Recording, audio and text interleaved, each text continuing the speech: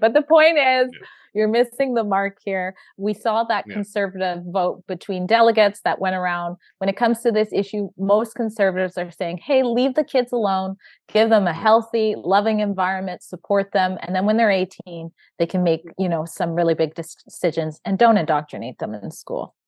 Well, and this is the thing is like the people advocating for this, they're advocating for a one track push into this. They're not saying let's implement safeguards for children who are experiencing abuse. Let's give access to like support sort of networks, whether it be professional counseling or whatever it is, that's objective and not pushing people down one route. They're not saying let's implement new reporting mechanisms for teachers to make it easier if they're concerned about this. All those things would be steps that ensure that these kids are being protected as best as possible. This is about pushing an agenda categorically. That's all that this is about. Now it Yeah. continues here in Alberta with Notley demanding that Smith remove from caucus an MLA who spoke at a protest.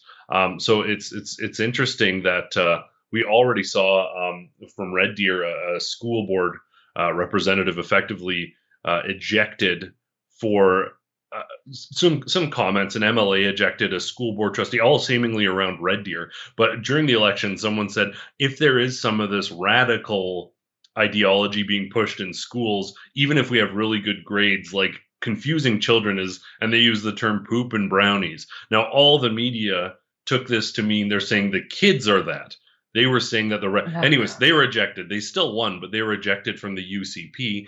Then we saw a school board trustee, I believe, or someone high up within the school boards, anyways, speaking on some of these issues. They were also ejected. So this is going to be a test. Now, the Red Deer South MLA Jason Steffen attended this event, and I'm sure made very sensible comments about how parents are the primary educators. Like, I'm sure they didn't say anything wild or unreasonable. This isn't the case of the school trustee who did the comparison of the LGBTQ flag with the sort of Hitler Youth flags, which, if you're talking historically, are there some comparables behind some of the sort of strategies leading up to the events? Sure, but is that necessarily the most eloquent comparison? Probably not. But anyways, the NDP calling for this guy now to be ejected from caucus, ejected from the party. Heaven forbid someone should come out and say something reasonable as a conservative. Of course, leave it to the NDP to fearmonger and mischaracterize what's happening here again. But hopefully, I think this is a good test for Smith. If she's like, no, my MLAs represent their constituents and they can come. Nothing he said I disagree with. So I'm hoping there's some sort of statement. But we shall see what comes of this. What do you make of this pressure to remove MLAs one by one? Of course, Christopher Wells is here, a sensible and balanced voice on all issues. But what do you make of this effort to eject any politicians and brand anyone involved as hateful? Well, I mean, I'm not surprised. Again, I think it's very similar to what we saw during COVID-19 mandates, and it worked so effectively. It did pressure people to do what the state wanted them to do at mass, and it did build this false narrative. So I think they're almost addicted to this rhetoric. It's worked. Cancel culture has been so effective, but I think we're finally starting to see a shift where they've used certain words like hate and racism and bigotry and fascism. They've used it so many times that it's lost its meaning, it's lost its purpose. Everybody knows a family member who's unvaccinated. Everybody knows a family member who thinks that drag queen story times are inappropriate for kids. So it's like, I think the general public is a little exhausted with this. And so they can keep pushing and pushing, but eventually it's just going to, I think it's getting to the point where it's not going to mean a whole lot. I don't know how long it's going to take to get there, but that's sort of my take on what's happening. Well, and that's just exactly it. It's like it disparages actual instances when you're when you're using this extreme language for everything.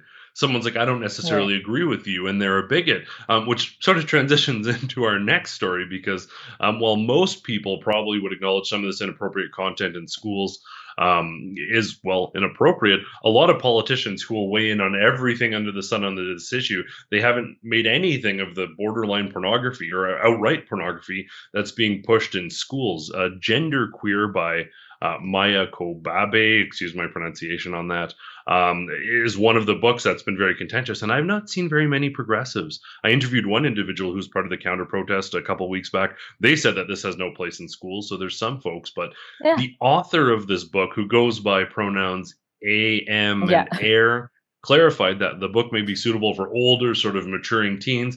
It's certainly not advised for kids. The author of Genderqueer, a graphic novel containing explicit sexual material that has been found in public school libraries nationwide, has sparked controversy among parents and asserts that the book is not intended for children. It's funny, the Hungry Caterpillar is being removed, everything else, Yeah. 1984, like Yeah. everything from Anne innocent Frank's children's books. diary. Yeah, Anne Frank's Yeah. diary. But you know what? This Maya Kobabe, per the definitions, maybe the fact they're saying that this isn't for children, maybe they're part of this radical, fearful, or sorry, maybe EMR is part of this radical, hateful group. And that's really what it is. If you question any of this, say that this isn't for kids, you're also part of the extreme radical fringe, according to these people. But it's nice to see, even among the folks here who are writing this stuff, they're like, well, this isn't for kids. It's not appropriate. Nice to see some Right. sensibility coming out of even the authors behind some of these contentious matters. What do you think? Right. Yeah. No, I think it's so good that we published that article because people do need to know. And that certainly is one of the most egregious books that parents are taking issue.